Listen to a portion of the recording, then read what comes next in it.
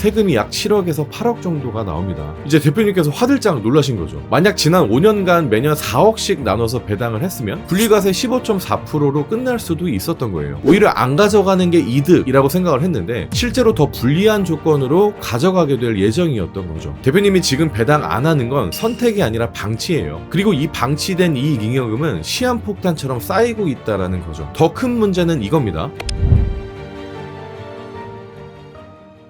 매출 100억 넘어가는 법인 대표님들이 제일 많이 하시는 말씀이 뭔지 아세요? 배당하면 세금만 내잖아요. 그냥 회사에 두는 게 낫죠. 이거예요. 거의 90% 이상 이렇게 생각하세요. 실제로 배당소득세 15.4%든 종합과세든 어쨌든 세금 나가는 건 맞으니까요. 그래서 대표님들은 이렇게 판단하세요. 괜히 건드려서 세금 낼 바에야 그냥 회사 계좌에 두자. 어차피 내 회사니까. 특히 매출 규모가 크면 클수록 이 심리가 강해집니다. 연 100억, 200억 매출이 나가는데 굳이 배당해서 몇천 몇억씩 세금 낼 필요가 있나? 지금 당장 돈 쓸 일도 없는데? 회사 운영하는데도 문제 없는데? 이게 바로 보수적 경영처럼 느껴지는 거예요. 실제로 회사 통장에 돈이 계속 쌓이고 대표님 개인 생활비는 임원 급여나 법인카드로 충분히 돌아가고 아무 문제 없어 보이죠. 배당? 나중에 필요하면 그때 가져가면 되지. 지금 이 순간 아무 문제 없어 보이는 상태. 이게 가장 위험한 착각입니다. 하지만 이 판단이 시간이 지날수록 오히려 독이 되는 경우가 많습니다. 자, 여기서 대표님들이 놓치는 게 뭐냐면 배당 안 한다는 선택도 사실은 하나의 결정이라는 겁니다.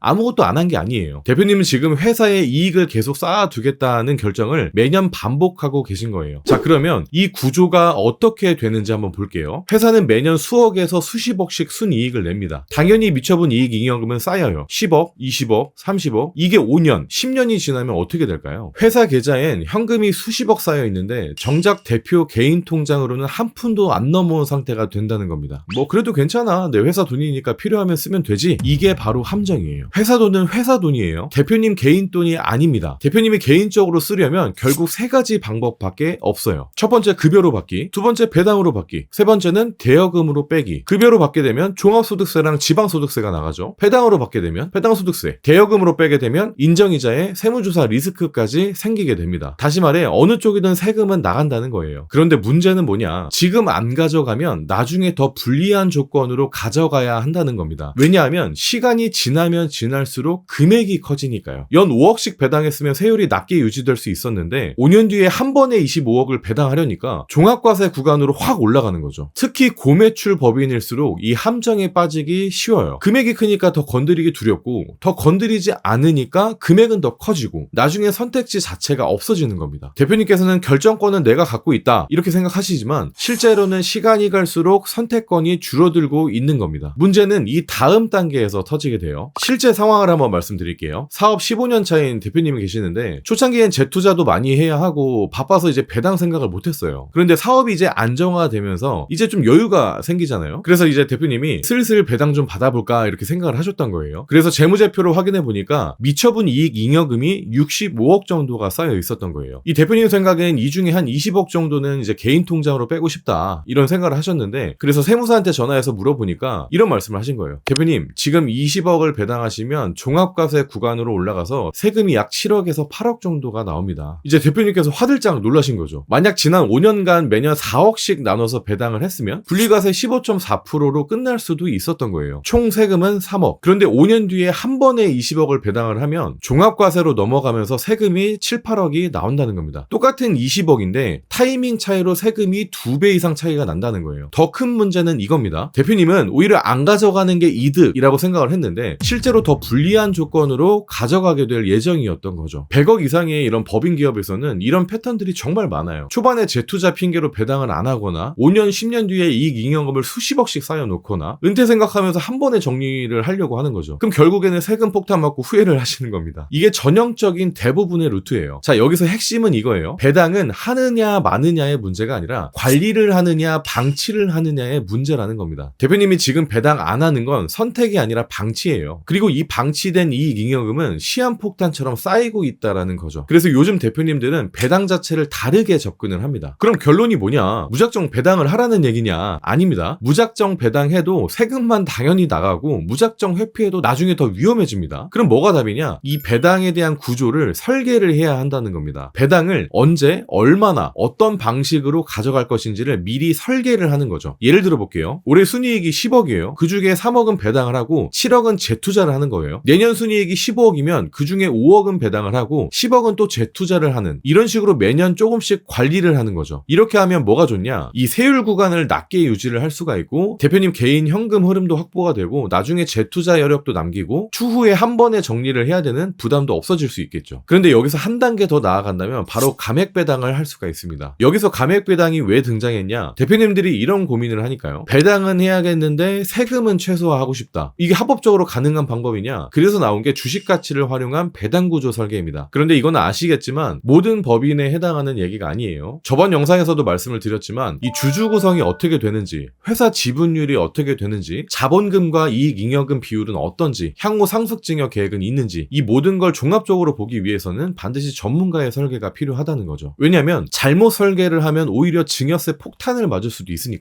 결론적으로 배당을 안 해서 안전한 게 아닙니다. 준비 없이 버티고 있어서 더 위험해지는 거고, 지금 대표님 회사가 연매출 100억 이상이시고 미처분 이익 잉여금이 수십억씩 쌓여 있다면 더 늦기 전에 이 구조를 점검할 타이밍이다 라고 생각을 하셔야 됩니다. 이 감액 배당을 통해서 합법적으로 세금 1원도 내지 않고 배당이 가능한지, 우리 회사 구조에서는 어떤 방식이 최적인지, 이런 방법들이 궁금한 대표님이시라면 아래 더보기란과 고정 댓글에 있는 링크를 통해서 신청하고 확인을 해보시기 바랍니다. 배당은 피하는 게 아니라 설계하는 거라는 걸 잊지 마시기 바라겠습니다. 마지막으로 도움이 되셨다면 구독과 좋아요, 알림 설정 부탁드리겠습니다. 감사합니다.